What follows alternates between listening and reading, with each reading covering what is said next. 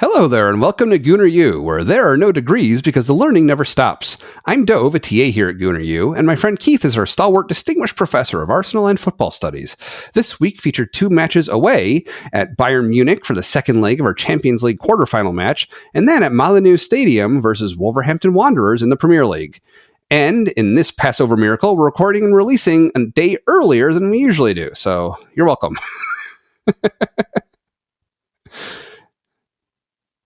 How's it going? Yeah. You asked for miracles, and we gave you a day earlier recording. That's not not what you had in mind last week. Not what I had in mind for miracles. We'll say this. I don't think a result would have been miraculous, but we're of course talking about the Champions League game. Saturday's game was less miraculous and needed to be, but we will discuss all of that. Oh yeah, sure. Yep. So in the meanwhile, by way of follow-up, we actually had a YouTube comment from listener Talant Markov. His question was, is it AI? With a couple of smiley faces. I gave a slightly in-depth answer, which I will repeat and maybe expand on a little bit here. But let me first stipulate, in reading it back now nearly a week later, I realized the question was extremely open-ended. And so my mind jumped to, well, we talked about semi-automated offsides. That's probably what he was referring to, and I will give an answer about whether they are likely using AI for that. But in case he was asking if we're AI, no. I mean, I guess if I were AI, I'd probably say that also. But no, we're not. That is exactly what we'd say for AI. But I'll be honest, that's not the worst thing anyone has called me this week, so it's fine. It's fine. Oh boy, even this week. Okay. Well, I'm a teacher, so yeah, true. in the line of fire. And we're coming to the end of the term, the semester. So people are noticing what their grades are. All right. Well, so addressing the question of whether or not semi-automated offsides is using AI. The first thing I did is I went through a couple of the articles talking about the one that we linked to from The Athletic and then one or two others. And nobody mentioned the terms AI or machine learning, but based on my knowledge of how such things work, I mean, the determination about whether or not it's offside, I don't think that would benefit at all from AI. It's a simple rule, right? It's like, is the part of the body that needs to be behind the place where it needs to be? That's a simple enough thing to codify, like as far as what the rules are. And you want that to be stipulated. You don't want that open to any kind of ad hoc judgment, right? The judgment should be in where those lines are drawn, essentially, right? And that is where I think potentially AI systems either could be used now or could be used in the future, where so actually one thing that was interesting, I didn't notice when we were reading about it last week, the way that the system works is it actually builds, and there's a picture of this in one of the articles, it builds like a 3D model of all the players and the ball. It builds a 3D model of what's going on the pitch, like you would see in a Pixar movie or something like that, right? Like there's 3D modeled stand-ins for each player. And it uses that to determine whether they're onside or not. I could see potentially machine learning or an AI model being used in mapping the photographic data from the video cameras onto those models and positioning those models correctly. That could be possible, or could potentially be improved in the future with something like that. And just synthesizing all the data from all the different cameras to come up with that, that's something that, that a machine learning model could be really good at. But yeah, as far as the determination itself, I don't think that probably would be the case. I don't think that would make sense. So shout out to Kyrgyzstan. Thank you, Talant. And keep watching, keep listening. Any more questions? Anybody, feel free to send them in. We love engaging with our listeners, and listeners and viewers. Still getting used to that. Still think of us as a podcast, but I think a lot of our viewership is viewership now. So I was going to make a joke there, but I don't really have one. So okay, I'll let it slide. So we'll go with that. So meanwhile, we had the FA Cup semifinal happen recently, right? Yes, the semifinals of the Cup were this weekend. Manchester City played on Saturday, which is why they were off this weekend. They weren't really off. They played Chelsea and scored very late in the second half. I didn't actually watch any of them, but scored very late in the second half to win. They're going to the final, which is, I want to say it's the week after the league season ends. I want to say it's like the 25th of May, somewhere in that area. They will be playing Manchester United, who blew a 3-0 lead to Coventry City. Wow. And then won on penalties. So those two will square off for the FA Cup, I guess, in about a month, a little more than a month. I have no thoughts about this other than that. It's one of those, we talk about the impact that other competitions have on Arsenal, they have on the title run-in and all of that. But since that game won't be until a week after the Premier League season ends, at this point, the impact is done.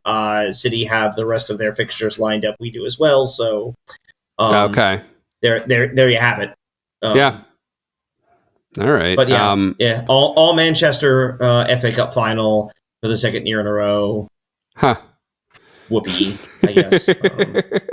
How did City do in their Champions League result? Well, since we mentioned that, they are out of the Champions League. They apparently fought Madrid to a 1-1 draw, and then proceeded to lose on penalties. So they're out also. Liverpool was knocked out of the Europa League. So all of us are out of European competition now. I believe Aston Villa is the only English team alive still in... I want to see, are they still in the Europa League or are they in the Conference League? I want to say they're I want to say they're in the Europa League, but they're going to face Olympiacos. They're in the Conference League. They're going to face Olympiacos in the semifinal of that tournament. So I guess good for Villa. What this interestingly does is it doesn't confirm this. There's still a few more results that could take place. But there is, so next year with the number of spots that are available in the Champions League to the Premier League, the top four we know are guaranteed in. There is a fifth spot potentially available for what's called, I forget what they called it exactly, but the coefficient, basically, if England's coefficient is high enough, that would put a fifth team in. But with Liverpool, Arsenal, and City all being knocked out, plus Bayern going through and Dortmund going through as well. I believe it looks like Germany, and I think they said Italy are likely to take those two spots. Okay. So if we have enough teams that make it to the end stage of the competition, that's what it is? Or so as I understand it, and this is all very new because they're revamping the Champions League format for next year. Oh, okay. But part of what it means is that there would potentially be for the two top European leagues based on the progress of their teams within the tournament, in all the European tournaments, so Conference League and Europa League as well as Champions League, there could theoretically be an extra spot, a fifth spot available to those countries, and it looks like it probably will not be. Apparently, there's like a 1% chance it could be the Premier League. I didn't bother to look at the possibilities because I don't care. We're going to finish in the top three, so it doesn't really matter to me. In fact, the most likely thing to happen at this point is that Tottenham finishes in fifth, and so our loss may well have screwed Tottenham out of the Champions League next year. Which, awesome. Silver linings, I guess. I guess is the way to look at that. So. True, there's another layer where Tottenham's season could get even weirder, but we can get to that towards the end. So. Okay, I look forward to that. Meanwhile, let's take a brief departure into the Messi room for a little bit of whimsy in the weekend. So it's been a while since we visited the Messi room, but we watched the first half of their match against Nashville this weekend. And something interesting I noticed that I hadn't seen before. I mean, aside from they're playing pretty well, we saw some good goals. I think one that was called back because of offside, but it was fun to watch. The thing that made me kind of laugh a little bit is apparently Tata Martino's all black attire clashed with Nashville's kit. And so Tata was wearing a pinney on the sidelines in the technical area. I don't remember ever seeing that before. It's just kind of funny. Mikel Arteta, it's very common for managers to wear all black. Like it's pretty standard. Yeah, I suspect there's a difference though. Martino's a tracksuit manager, as I recall. He's out there and yeah, as opposed to Arteta, who's like wearing a shirt or a jacket, like is a little more Natalie dressed. But I suspect that nobody's confusing Arteta's dark suits with a kit. But then again, there aren't a lot of. I think I shouldn't say that we wore all black last year. Arsenal did, so they were around. But I saw that Miami continues its early season success, which good for them. Houston lost to Austin, a game which was annoying. New York City beat DC United. I saw the games. Those are the games I was watching last night. A minute or two of that NYC match. So so that's what I saw this week. All right. Yeah, I don't have any more to add about. Yeah, me neither. It was mainly the penny. I just thought that was kind of funny. So we will leave the messy room and we'll talk about Bayern. So this was the second leg. This occurred on April 17th. We basically went in with a draw on the first leg. So it was as if the first leg ultimately never happened as far as what we needed to do goes. And we did not get a result. We went scoreless in the first half and not in the second half. Welcome to the crushing sensation of losing out, getting knocked out of the Champions League. It's a little different when you fall out of the title race, isn't it? Something about the finality and the suddenness of that knockout competition.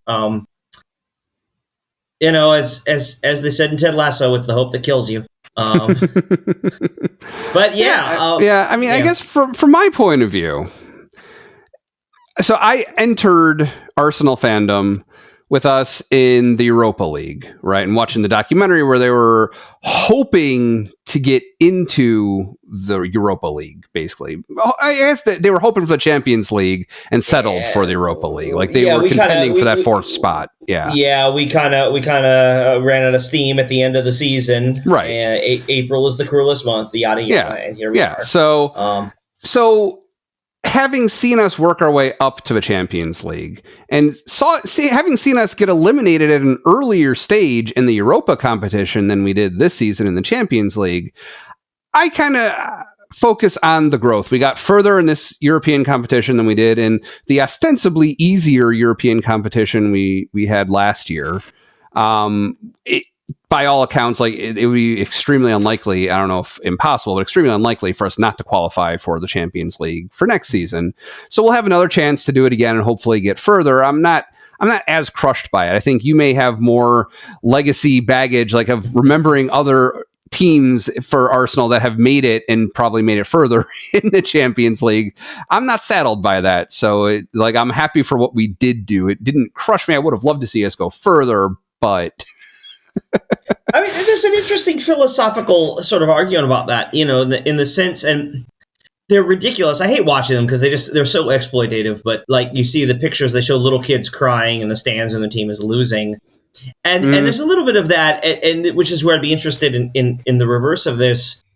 That like if all you've ever seen is a season of success or the kind of success Arsenal's had, like I carry, as you said, I carry a little bit of baggage with me, but in some ways that makes a season like last year or even this season so much more enjoyable because these games really mean something as opposed to I've seen us play out the string in a season that's not going anywhere. It's not fun. It's a chore. But, in a sense, it's easier for me to actually be the kind of philosophical you're talking about. We've only been to the semifinals of the Champions League twice. Oh, ever? Yeah. No, this is deep. That's it. I mean, that quarterfinal is a huge barrier to overcome. I mean, you look at the clubs that are in there, Real, Bayern, Dortmund, but PSG as well. I mean, that is a difficult competition in which to really progress and continually progress like that. And we've broken that barrier twice. And so, in a sense, yes, there's obviously a lot of the leftover baggage of Bayern and all of that. But for me, it is also easier to say, again, we're continuing to build, continuing to grow. On the other hand, sort of like we talked a little bit about last year, you never really know when you're going to get that chance again. I mean, we think we'll be good again next year. We have a ton of talent, but, we think we should be in a similar position, a little more guile, maybe a little more depth to the roster. But, maybe that's what gets us over the hump. We're close. But in the moment, man, in the moment, we really, that it feels like it's a game you could have done. So I don't know, I guess from your perspective, to keep going, you don't have the crushing morosity of previous European exits. So this is the first time you're really sort of experiencing that. So it is kind of interesting to hear how that works either way. So ultimately my takeaway from the match was it was neck and neck the first half. It was an all-out battle. We both were giving it what we had. Maybe still kind of playing a little bit defensive-minded, neither one wanted to lose, but we clearly both wanted to win. I don't know what happened at halftime. We did not come out the same team that we went into halftime, as far as I could tell. I thought we were definitely better in the first half. Bayern, and it's not unusual in a European tie like this with a knockout game to play more of a sit back and counter. Right. Bayern in particular has been playing a lot that way this season. It's one of the criticisms people have of Tuchel. Well, that and not winning the Bundesliga again, and but that they're sort of sitting back and countering it in this setting. Like you saw there, I would have said certainly in the first half, I thought we were the better team. But I thought Bayern was clearly had the better chances throughout the first half. Yeah. And so, in a lot of ways, and credit to them, they're a very good team. They're a solid team. They were missing a couple of key players, as we sort of mentioned last time from the first leg, yellow cards and whatnot. But they were very solid defensively. They knew what they wanted to do. I thought Sané, particularly down their right side, was extremely dangerous. That was a difficult thing for us to deal with. I thought he created some chances. Having Harry Kane, we make fun of the guy a lot, but he is a very good player and he does a lot for them. And you could tell that did sort of make us a little more conservative. Even we weren't quite high pressing the same way you saw us do against some lesser Premier League competition, or even comparison to the Aston Villa game, another team that was more prepared to sit back, absorb pressure, and push on the counter. We weren't as aggressive, I think, with Bayern, because obviously we saw they're much more dangerous. But overall, I thought the first half, other than a save, or Raya had to make a couple of saves, and there were a couple of them that were, they were nerve-wrackingly close. But overall, I thought, going into the half, it was like, okay, we are playing well. If we can just find. And that's what it takes in these kind of games, that moment of magic. And we have players, we've talked about this, who can sort of create that moment of magic. And it just didn't come before the half. And then we hit the second half. And honestly, this game was a lot like Villa both times. Mm-hmm. Yeah, so one thing I was wondering about. So the match opens, and I was watching a full match replay later in the day, so I didn't see anything pregame or anything. It just began at the kickoff. Mm-hmm. It seemed like there was a heavy fog, but I think the commentators made mention of smoke. I guess in this, I don't know if it was the fans, which they've gotten in trouble for before, or if it was the stadium, but there were fireworks, I guess, beforehand. No, so I didn't watch the pregame, but I was on there watching for the walkout and whatnot. And so for Bayern, they're called the Ultras, which are the hardcore fan groups.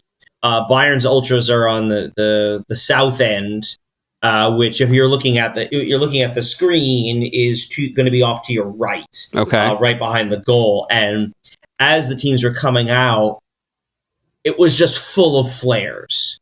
Flares. And they're holding them in their hands. Or waving them around. Right. And so, as you mentioned, there were no Bayern fans at the first leg of the Emirates because they were banned because they had been using those at away games. Now, obviously, they're allowed to do whatever they want at their home stadium. Okay. And I think this was a a deliberate shot at UEFA for not being allowed to have the fans of the Emirates. They overdid it with the flares. Probably, yeah. And yes, it was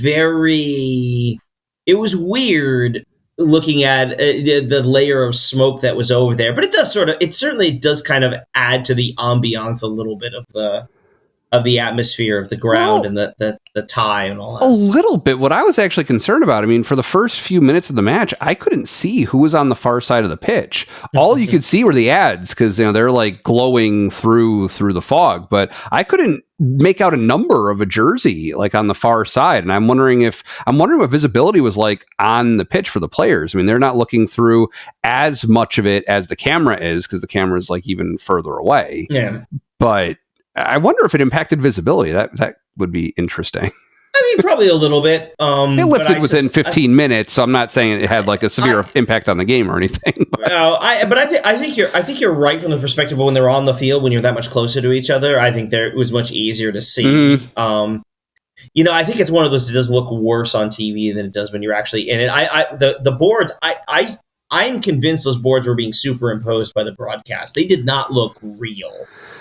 It's interesting. They looked, and it did create this weird effect because Bayern was in white and we were wearing our dark greens. When players would run up along the boards, both of them, they looked a little, the green screen effect where guys. I think they were being superimposed by the broadcast. That could be. I mean, I know they do that for hockey. I don't know if we've talked about it or if I talked about it with my dad, but like I know they do that for hockey matches. Also, it was funny when we were watching the Miami match on my son and I Saturday night. He was asking about the ads that are alongside the byline. And he's asking if that's actually on the field. And I said, no, I'm pretty sure I can tell that that's superimposed, which was proven when I think it was Drake Callender, Miami's keeper. He was wearing like a dark green keeper kit. And when he was standing, so his body was over where they're superimposing it, it superimposed it over him because his green was green. So the green screen, the chroma keying, it replaced it. So I actually rewound it because my son didn't notice that at first when we were watching. I rewound it so he could see. It was it was pretty funny. It happened again later toward the end of the first half. But they do stuff like that. That interesting. I wasn't thinking of that. You notice we're kind of avoiding talking about the game itself because it was just especially in the second half. I feel like we're starting to get to that point where we were tired, and not so much physically tired, but also mentally. Tiredness is one of those things where you can almost will yourself into not being tired, or you can will yourself into being physical. Like when you start thinking about I just got to keep going, and you can almost push yourself into being tired. And I feel like we're kind of near there. It felt like we were kind of leggy. Bayern have been marshaling their energy. Bayern, I thought they played solidly overall. I don't want to. This is going to sound a little more insulting than I mean it to, and I'll try to explain. But it felt like they were playing like we were the better team. They came out. We talked about the caginess and the defensive structure you bring in, but it felt like they were playing. I've seen them play us. Those 10-2 we talked about from 8 years ago now. I mean, Bayern came out and Bayern can take it to you. They can put you to the sword, and I didn't see that Bayern team. Which on the one hand is part of what makes it so much more frustrating is the feeling like, man, we really could have done it, but it required a certain kind of, again, that magic moment offensively that we just, for a lot of reasons, we didn't seem to be able to find. Jesus had a couple of chances and was very wasteful. I think he's still sort of finding himself a little bit coming back. We know he's still dealing with some knee troubles and will apparently have to have surgery after the season's over. Saka was pretty well bottled up and he started to look a little tired. And you get to a point where at the end of the game, we're pulling off Tomiyasu for Eddie Nketiah. And I like Eddie. But if Eddie Nketiah is the guy you're calling off the bench for when you need a goal in the Champions League, man, that's just a tough kind of place to be in. And Yeah. Yeah. Yeah, I mean, it was interesting. After the goal, not long after it, they brought in a double substitution, Jesus and Trossard, like they had done, like Arteta had done in the first leg, which resulted in the goal. And I think he was hoping it would have that same kind of effect. But yeah, it was just kind of inert. I didn't feel really an impact from either of them. I mean, I guess Trossard did what he does well. Like he did have an impact, I guess, just not resulting in a goal, but he did create some chances. He did create pressure and he did create some chances, but I guess just not as meaningfully. Yeah, I mean, I thought Martinelli wasn't great either in the game, and I think I'd have to watch the replay to be sure, but I feel like he's the guy who lost Kimmich on the run. It's a great run from Kimmich. He finds space in the box. It's an excellent header, but part of me feels like looking at it, felt like Martinelli maybe was the guy who should have picked him up, and sort of gives him the ends up giving him the free header. I could be wrong. I don't want to totally throw Martinelli under the bus there. A lot of guys, struggled on that play. I think Ben White gives him a little too much space on the cross. They lost some of the runners in general, and again, that was a goal that did feel a little bit like it was coming. It did feel a little bit like they had generated a few chances, and we were a bit fortunate. Sort of again, like Villa. I feel like I'm going to keep saying that again.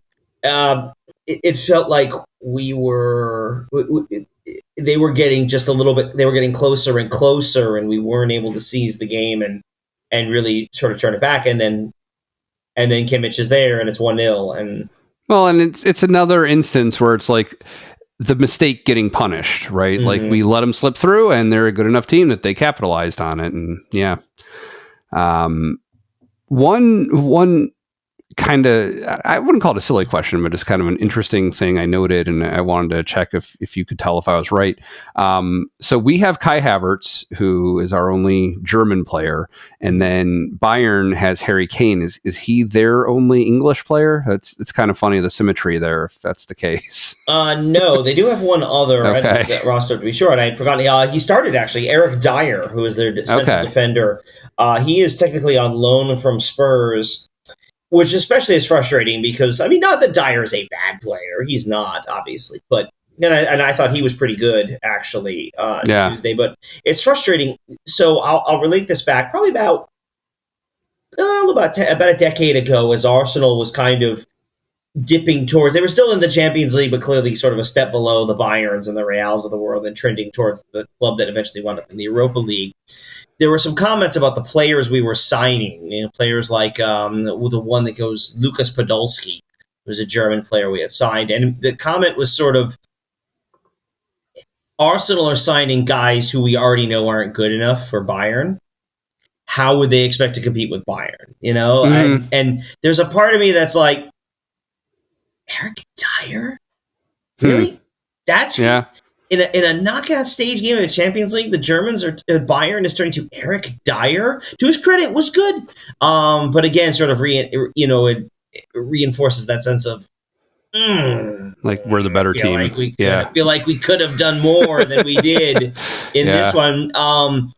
What I will also say though, it is generally unusual for English players to be outside the Premier League, and unusual, but slightly less so for German players to be outside the Bundesliga.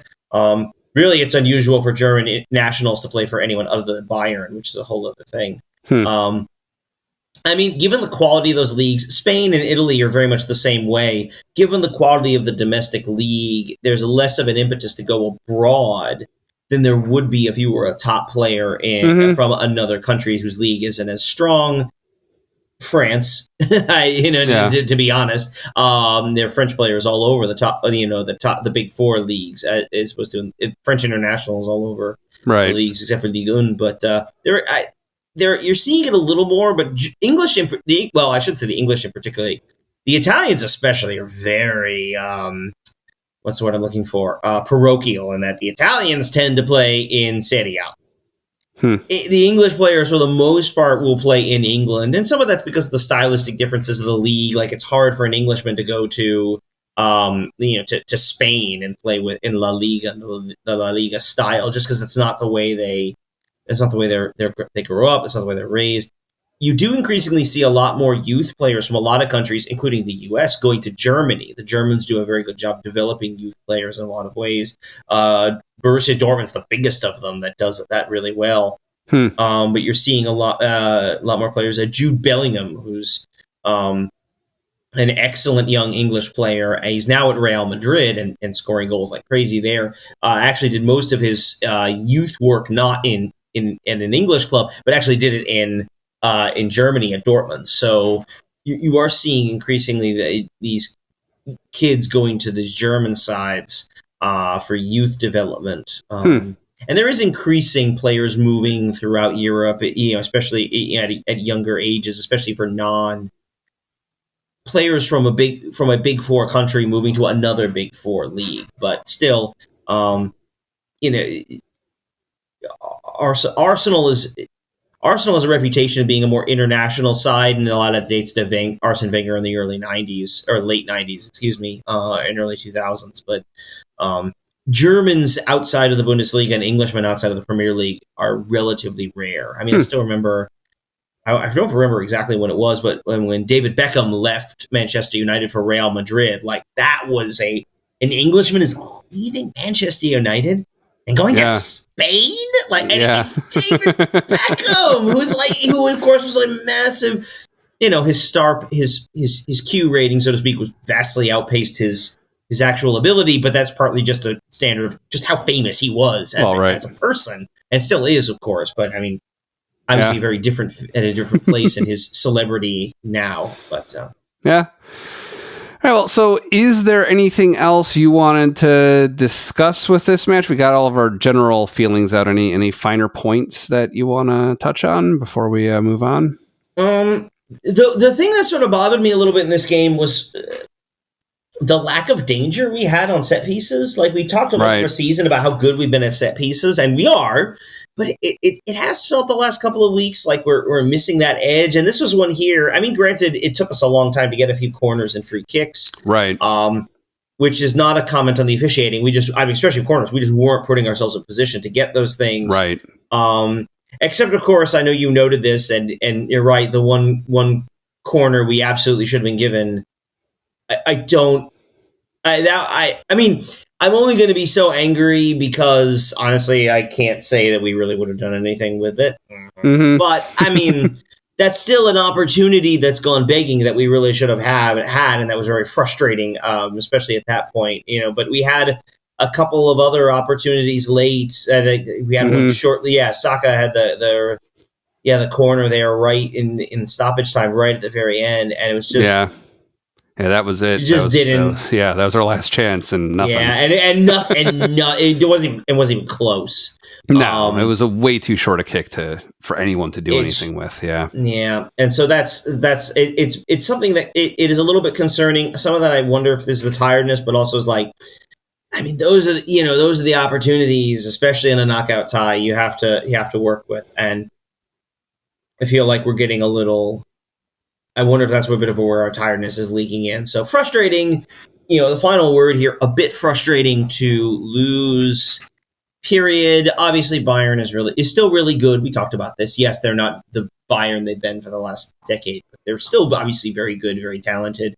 Probably the underdog to Real Madrid, but that's Real Madrid is, I think, the heavy favorite to win the whole thing because they're Real Madrid and winning the Champions League is what they do. So. Mm-hmm.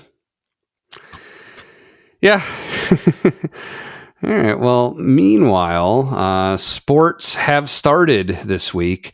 However, it's pretty moderate in temperature here so far in the Northeast. We've had temperatures up into the low 60s, so I'm not sweating a lot, not getting super dehydrated. But today I came up with a whole new way to get dehydrated, which was cooking all day long for First Aider, which is going to be tomorrow, that I won't have time to cook for tomorrow.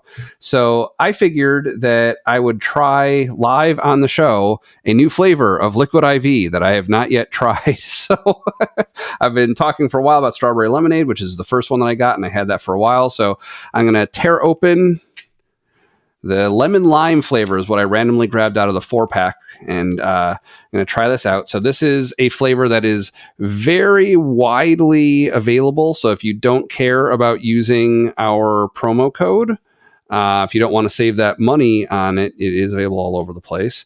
But so I'm pouring into the bottle here. Gonna close the lid like I do. And I have to say, as you do that, lemon lime has always been a favorite flavor of mine for anything really. This one was good also, but just as a general. So let's see. So I've shaken it up, so it completely dissolves. It's a good amount of water.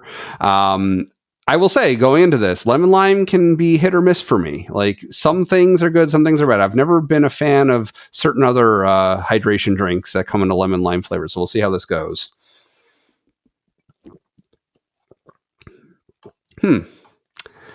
Yeah, I wouldn't say that's going to be my new favorite. I think I prefer strawberry lemonade to that one. So if you want to start trying out Liquid IV, here's some reasons that you should.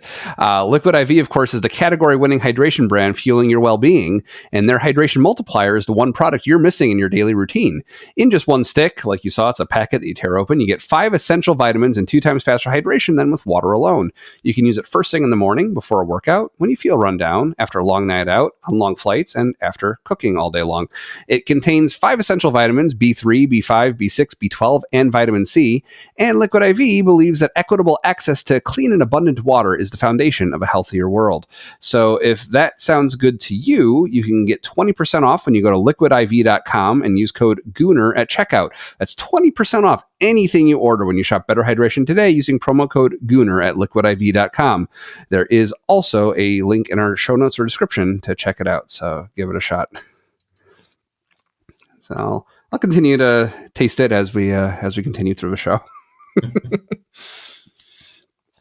All right, so let's turn to a slightly happier occasion, the Wolves match from yesterday. So this was our 33rd Premier League match against Wolves at their stadium. This was April 20th. We ended up beating them 2-0 with 1 goal in each half. It was both at the last couple minutes of the half. That was kind of funny the way that worked out. But I felt like they never really threatened us. I mean, I saw the stat midway through the second half, touches in opposition box was something like they had 4 and we had 100. It was, and there's a reason they show those stats when they do. They're basically saying, yeah, that's how this is going. Yeah. This was a gut check kind of game for both teams. I mean, obviously we talked about the tiredness. You add in the physical tiredness. Apparently, I think they said Arsenal actually spent the night in Munich overnight and flew back on Thursday. Okay. And so they get back. They have a day in London, which I don't think they probably didn't train. They probably didn't have practice. Just a little bit of video session on Friday. And then would have gone up, I guess, probably Friday evening, would have gone up to Wolverhampton and then been there for Saturday night. For the game, so not a lot of time to turn around. You have the emotional toll because they were emotionally, and Arteta made some post game comments on Wednesday that they were emotionally. It takes elimination from the competition like that takes a lot out of you, especially the way it happened. Mm-hmm. So this was a gut check, but I'll also say coming into this. Wolves is a mess. And not in the, we've talked about some teams that we've played this year going, boy, they stink. Wolves has a massive injury list they've been dealing with. Apparently in the second half, one of their subs came on, I want to say it was Lamina, was brought on to play striker. He's a defensive midfielder. They just didn't have any strikers. So even though we spend most of the game watching, you're watching it, you're saying to yourself, man, Wolves isn't really threatening. They have nobody to threaten you with because they're all hurt. They are a dangerous team, and it was a physical game. This game was old school football, and I think given our mental state and our physical state, there were parts of it that were a little disturbing, and also parts of it that were so it was good to see us sort of fight our way through that. Although there was a play, and I'm going to have to find it because it was highlighted somewhere. There was a play, the comments about the officiating where I was were a little. We were pretty unimpressed overall, but there was one. Gosh, what was it? Yeah, it was. It looks like it was about the 36th minute. Yeah, Max Kilman comes in on Havertz and essentially goes studs into the ankle. Sort of, yeah. I know which player you're talking about because there was controversy with that one. I think from what I saw, so Havertz's ankle got hurt. I think it was as the other guy was getting up after the collision, he kind of pressed down on the ankle with his shin or something. Like as he was getting up, that's what seemed to actually bend the ankle into a weird position more than the initial contact, which the initial contact definitely should have gotten more attention from the ref than it did. But I think what actually hurt his ankle more was probably the aftermath. Well, so what I'll say is I've sent you a link there through our little chat box here. Go ahead, and it's got partway down a screenshot of the play we're talking about, and so you can see. I mean, so that was interesting. Yeah. So there's an interesting sequence. I mean, it looked like a bad tackle when it happened, and we were kind of all shouting about it. But I noticed, and a few other people noticed as well. The referee plays advantage, and so we run forward with it. Don't really create a shot out of it, but the ball's coming the other way. Havertz is still rolling on the ground. That's kind of like there's kind of a sense of like maybe Wolves should play it out, or maybe the referee should stop the game. Nothing happens, and so that's when Rice comes in and just clatters his guy. Which, I'm okay with that as a yellow, but I'm also okay with Rice making that tackle. And it was a bad tackle, and then he gives the yellow, and that's okay. But then you look at the replay and go, whoa, that's studs into the egg. Gilman is very lucky to still been on the field, honestly, at that point. Right. And Paul Tierney definitely let a lot of things go throughout the game. It feels less frustrating in part because Wolves were just ultimately so toothless in attack, as for the reasons we talked about. The question was, were we going to get the goal? And you're worried that we're sort of running into that stretch like we had sort of back around Christmas time, like we're just doing the basic thing. Scoring a goal just becomes so difficult, and you just wonder, are we really going to go through this again? And then to get the goal right before the half was definitely okay. Yeah. Jesus gets pulled down. Trossard pokes it in. I mean, so that was something that was interesting. Let's take out of consideration the immediate aftermath of Jesus getting pulled down. We ended up scoring. Should that have been a penalty? It's hard to separate because they happened so quickly together. Well, but the reason I'm separating them, because I think we've talked about this before, and I think that they could have gotten the goal and a penalty, right? Or no? No. So if they would, because they would have called the foul. They said that was a foul. Once the foul is called, whatever it's when the whistle blows, and whatever happens afterwards is. Well, if he blew the whistle after the goal was scored, let's say. Well, at that point, I mean, again, you think about how quickly that this all took place, and you think about like the mental processing to even just to like pull the whistle to your mouth, that kind of thing. Yeah. And because then you see it, I'd be curious. I'll say this. I'd have been curious if Trossard doesn't score, if his shot comes in and just flies off into the second deck. Okay. Is that the kind of thing where maybe you pull VAR and you see the referee and having to maybe go into the monitor and having to look at that? What I will say is we kind of went through the emotional roller coaster because, of course, as soon as Jesus goes down, everyone is screaming, penalty, that's it. And then Trossard's like, kicks it, and it's like, there's that. Just everything happens so quickly, and your emotions are kind of all over the place. I will say this: credit to Jesus, who has a not undeserved reputation of going down a little easy at times, and again, not undeserved. But he goes to ground But while he's on the ground, he is fighting his way to get back up and immediately lay the ball up for Trossard. I mean, that's the kind of thing where it would have been very easy, and he's done it, other players would do it. I can't say I wouldn't have done it, to hit the ground and just go, immediately start begging for the call. And he doesn't do that. He fights his way through it, is able to lay it off for Trossard, who gets the shot in and get the goal. So I want to shout out to Jesus on that. I thought credit to him for that play and pulling that off, and then Trossard for the finish. Yep. I do think, though, that would have deserved, had we not scored, because once we score, then it kind of is like, okay, fine, whatever. Yeah. But I do think, had we not scored, I do think that's the kind of thing VAR should have looked at. You could argue he maybe goes down a little soft there, maybe, but I mean, it's 2 hands on the shoulder pulling him back. It's a pretty.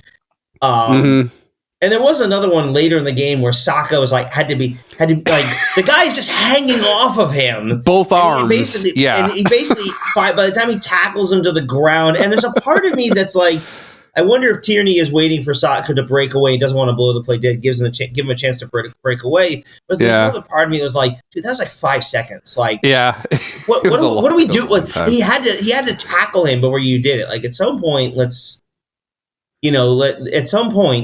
that call's got to get made. But that's but we just scored. So we scored. Yep. We scored. Yep. So we ended this half strong, and I felt like things didn't spiral downward after the half or anything. We kept it up. We weren't pushing as hard necessarily, but still trying, still creating chances, trying to convert them. We had a bunch of shots that happened. An unfortunate number of them were aimed straight at the keeper's waiting arms. But it was did you notice that shot Ben White took, like, from way beyond the 18-yard box? Like, do you think that was a shot, or do you think that was an attempted pass? That I think it was a miss. That one I thought it was a mishit shot. I think he's trying for something else, and it just doesn't. He doesn't hit it the way he wants to, and so it just kind of rolls in. Yeah, we had a lot of those. And a lot of this, I think, is credit to Wolves, who was defending very well. We were shouting, shoot, a lot, but you look at the positions we were in, there were defenders like in the way. Wolves did a really good job of sort of blocking off those opportunities, and really sort of limiting our chances. They're just their inability to go the other way. I always say that. I mean, Araya had to have a really good save in the first half, knock it onto the post.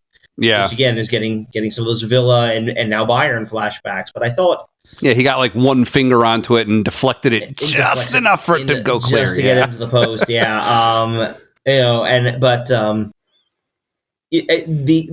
final goal, it did feel like Odegaard doesn't even really celebrate it so much as he just, like, there's almost that, like, there's a release of frustration. Like, you're trying something, and you're not excited when you score. You're just like, you just want to, like, not out of excitement, just like, thank you. Yeah, you right. know?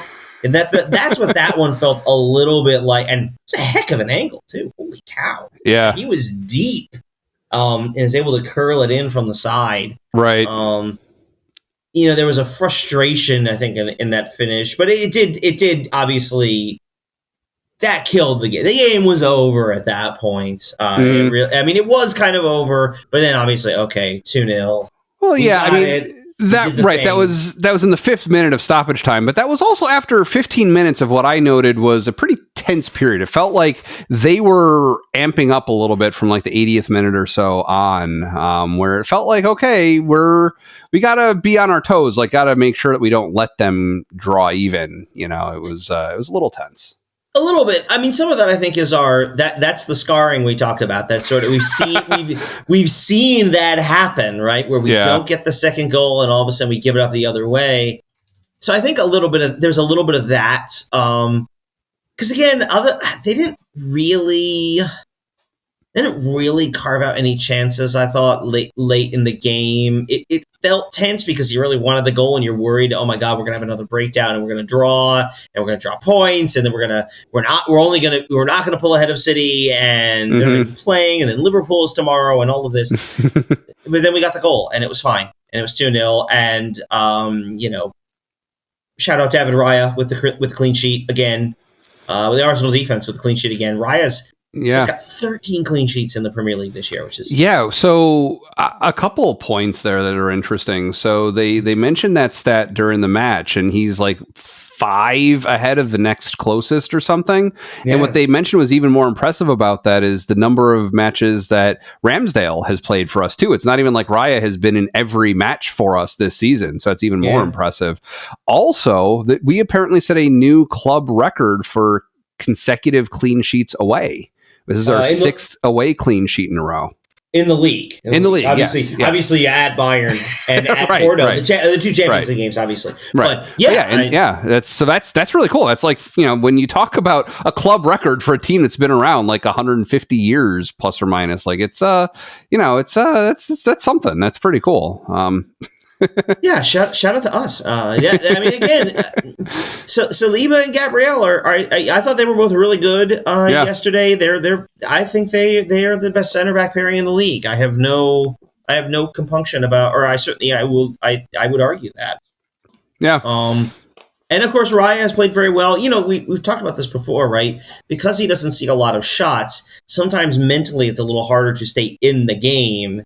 And he's able to stay in the game. You're only going to be called on to make 2 saves a game, but you got to be ready when those 2 shots come in. And he was ready. Mm-hmm. He got them. And it's a combination though of readiness, which he definitely is when he needs to be. But he also just has really good instincts and reflexes too. Like a lot of times, there's only so much you can prepare. Like when it comes in, your body's got to move without thought and be in the right spot. And he's good at that too. But that's mental, because at that level, all of those guys have those reflexes. That's why they're keepers in the Premier League. Mm-hmm. The physical traits they pretty much all have, but it's that mental focus, because it doesn't take much to switch off mentally, and then all of a sudden the ball's coming the other way, and you almost like your body is not ready to react the way it should be, because you're just a half second behind everything that's happening. Yeah. So, and again, that's when you're not facing shots. That's much harder to do.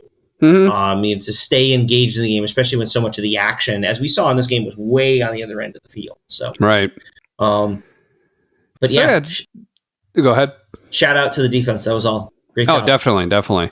So just a few comments and a question. So first of all, do you remember, I think it was in the first half, Odegaard took a free kick from like just beyond the 18-yard box, and his hand went up and he began his motion and stopped before he kicked the ball and reset and started over again. Do you remember that? Because I don't remember when it was, but I recall watching that. Yeah, so when that happens, has he noticed something that's off and he wants to do it again, or is he messing with the other team to like throw off their timing or something? Is that a planned part of the set piece? It could be all of the above. It could be there's something he saw he didn't like. Maybe even just in his own run-up, he just like, I didn't step right there. Right. But probably what he's doing, my guess is what you see when you see those is he's making them jump. Like he wants to see because they've got the set play, right? We did the one where we're lined up in an offside position, and then as Odegaard runs up, we run back, but onside, and then go with the ball so that we're onside when it's kicked. Mm-hmm. I think Odegaard runs up to watch what the Wolves defenders do. So he starts, we make our move. He wants to see how they react, and then he stops, and then we reset. So now he's like, okay, here's what they're going to do. So maybe he's thinking about where he needs to place the ball, or who's being matched up with who. There's something he's looking for when he does that. Okay. So my guess is he wasn't so much like playing with Wolves so much as he was trying to see what. I think he's trying to make them show their hand. Here's how we intend to defend that play. Yeah. Playing with Wolves, a lesser-known sequel to the 90s Kevin Costner hit. So something else, speaking of movies that I thought was kind of funny. So they were talking about Tommy Doyle, who was playing for Wolves, who I guess is on loan from City, it sounded like. That sounds like City. Yeah, the commentators were like just pontificating on whether they think that he's actually a City quality player and what his future will end up looking like. But what I noticed that's kind of funny is I have a son who really loves horror movies, and I've seen every entry in the Halloween franchise in the last year, and the original Halloween several times in the last couple of years. Tommy Doyle is like the little kid that that's being babysat in that movie and shows up as an adult in the newer trilogy of Halloween movies. So that's kind of funny. There's a Premier League player with that name, and not just that his name is Thomas, but he actually goes by Tommy. It's kind of funny, but okay. Yeah, just a comment, funny observation. So anything else that you wanted to talk about with this match? With this one, I just want to say this is one we definitely gutted our way through, and it's an interesting contrast. And I don't want to make too much of this, but it's an interesting contrast post game because City played their game ended right before ours did. I say I didn't see any of the game. I caught a little bit of the last couple of minutes because their game was on right before ours.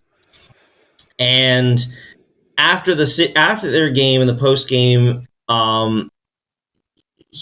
Pep Guardiola basically was complaining about how it was unfair of them to be playing just 3 days after their Champions League tie.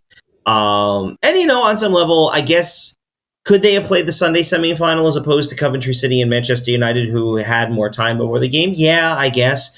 But, that was his reaction, that it was not enough time. And City apparently were very leggy, and sort of like we talked about with ourselves against Wolves. They were clearly tired, clearly mentally a little harder to focus a bit.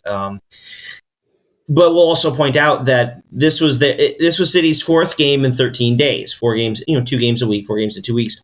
We played the same day, had been eliminated at the same time as the Champions League. This was our 4th game in 10 days. Mm-hmm.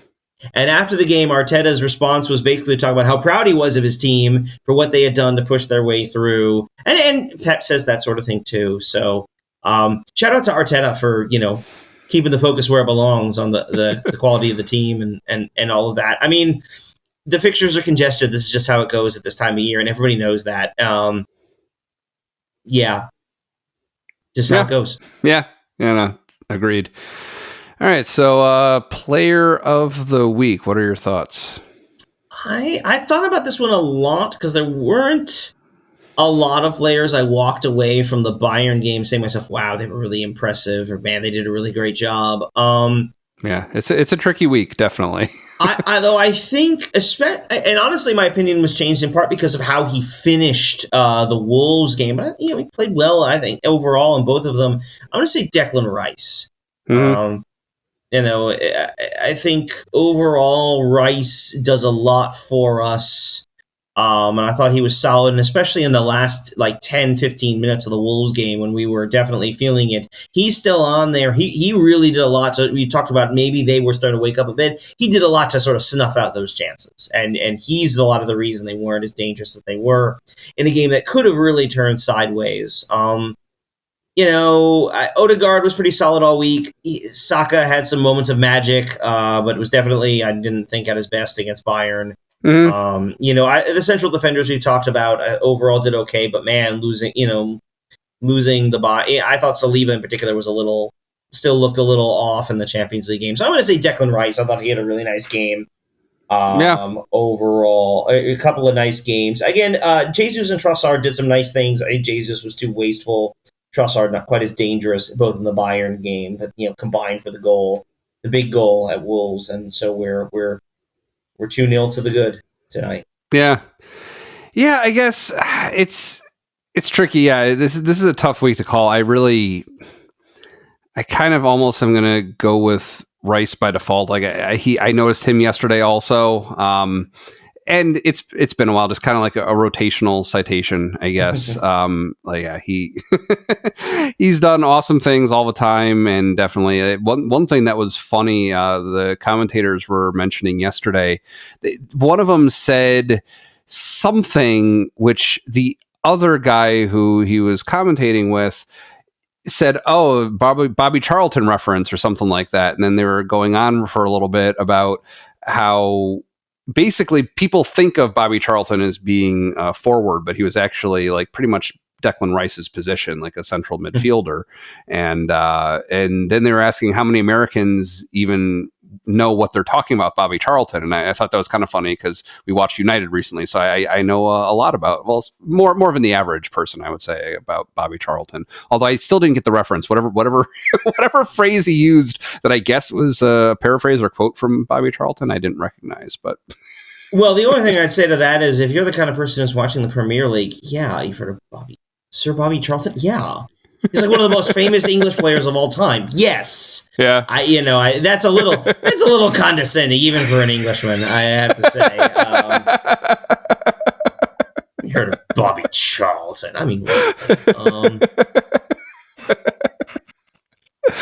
all right. Well, I see a new link that popped up in our dessert section. Is that a quick one? Yes, this should be quick. So okay. This was pointed out to me on Saturday, and I had forgotten about it in our little show pregame. But I had found it during the show. So what you are going to click on there is a leak and a a photograph taken from next to the Emirates, apparently. A leak of next year's home kit. Okay. So I'm opening it now. And it's loading. Oh, okay. Interesting. So the red section, I'll edit into the YouTube video some of these pictures. But basically, so the red section is kind of a similar shape to this season's kit that you're wearing today. The gold stripes are replaced with navy blue, it looks like. And then, some blue accents going down the side. I like that. So far, I like it more than this year's. The crest is also like the cannon that's on our European kit, the blue and green kit from this year, which I like that. I like that, the look of just the cannon crest. So, thumbs up. That was pretty cool. Yeah, so it's definitely a call out to, it certainly looks like a call out to our kit from 98 to 2000, which was, it looks more like an Ajax kit, where it's more red, like there are the very large white paneling. It's not red with white sleeves. It's almost like entirely white side. Yeah. And there's some of the later Puma designs were kind of running in that direction as well. I didn't care for those. And I'll be honest, I don't entirely care for this. I want an Arsenal kit to be red with white sleeves. Right. And when like the entire side, like these even have some white side paneling, which okay. But even like it's too much white for my taste. I'll say I like this year's better. Yeah. But so apparently that's what we're going to wear next year. It's interesting with the crest. We're moving in the direction like Liverpool, which for years had their very ornate design on there, and the last couple of years has removed that for just the liver bird. And I feel like we're probably increasingly moving in that direction with just the cannon. Yeah. Which I'm not sure how I feel about that. As an overall, like on a one kit, as a one-off, maybe, but like as sort of the standard look, I don't know how I feel about that. But that's something that's something we'll have to noodle on for a little while. Yeah, I guess we'll see what the other couple kits look like for next season. I mean, this season it was the one, right? Between the two of us, you're seeing right now like two of this season's kits, and the third one is one that had just a cannon, like this new one does. If the home jersey is the one that's like this, and then the away and the third kits have the full crest, maybe it is just they're going to rotate through which one does just the cannon each season or something. We'll see. Yeah, we'll see. All right, so what's coming up for next week? I'd say they keep coming thick and fast as far as games, but this is the last time we get 2 games in a week. Tuesday, we are home against Chelsea. That game will be on USA. And then Sunday, North London Derby, round 2 at Spurs. Don't know the TV on that one yet. I'm sure they'll wait and see till all the games finish up before they assign that one. Okay, so far I'm seeing USA. So I hadn't seen one for Sunday, but maybe it is. But anyway, yeah. So Tuesday afternoon against Chelsea, Sunday at Spurs. It's London Derby week, I guess, for Arsenal. So by the way, just so we're understanding where we are in the standings, City did not play this weekend, or they did play. They didn't play in the league this weekend, Right. So with our win, and Liverpool won today as well, this being Sunday. So we are both on 74 points. We are both ahead of City in the standings. We're both a point. We are both a point ahead of City in the standings with a game in hand. We are going to play on Tuesday. Liverpool will play on Wednesday, and I forget who they were playing. And then City will play Fulham, I think it is. I was just looking at their schedule. Yeah, no, City will play Brighton on Thursday. And Liverpool is going to play... I was just looking at it. We'll do it live. They play Liverpool and Fulham today. They're going to play Everton on Wednesday. So it is entirely possible that we will be 4 points clear of City. If we beat Chelsea, we'll be 4 points clear of City, though they'll have 2 games in hand, which, again, as we said, yes, if City win all their games the rest of the season, they will win the title. We need them to draw points, but anything you can do to put the pressure on them, anything you can do to put the pressure on them is to the good. So again, at Brighton, not the easiest game. They're favored in every game on the rest of the way, but not the easiest one. So maybe, if they're feeling a little bit, Brighton nicks a goal, who knows? But the only way that's going to happen is if we beat City, if we beat City. But the only way it happens is if we beat Chelsea on Tuesday, and then again, we'll come to Sunday and we'll play Spurs. Which, by the way, Spurs, and there's one other team, I think, at this point, I forget who it is, actually still has to play all 3 of the title contenders. Oh, boy. And we talked about the hilarity of our elimination from the Champions League, potentially knocking them out, since they're tight with Villa for 4th and 5th. It would be doubly hilarious if not only was that the case, but that ultimately what got us over the line to the title was the fact that the games where City and Liverpool dropped points was to Spurs. Right. Which I will add, City's game is at Tottenham, a ground where they have struggled. Okay. One of the few places where they can legitimately say they have had a rough go of it over the last few years, at Tottenham. And that is a midweek game. Before that is their 37th game, and that's a midweek game. So they play Fulham. I'm looking at the dates here. They play Fulham on the 11th, which I think is a Saturday. Yeah, they play Fulham on the 11th on Saturday. They'll play Spurs on Tuesday, and then on the 19th on the Sunday, they're home against West Ham, and that's how they finish out the season. And obviously, we've talked about our games. We're after this Chelsea one, then we just have weekend games: Spurs, Bournemouth, United, and then we close with Everton. So.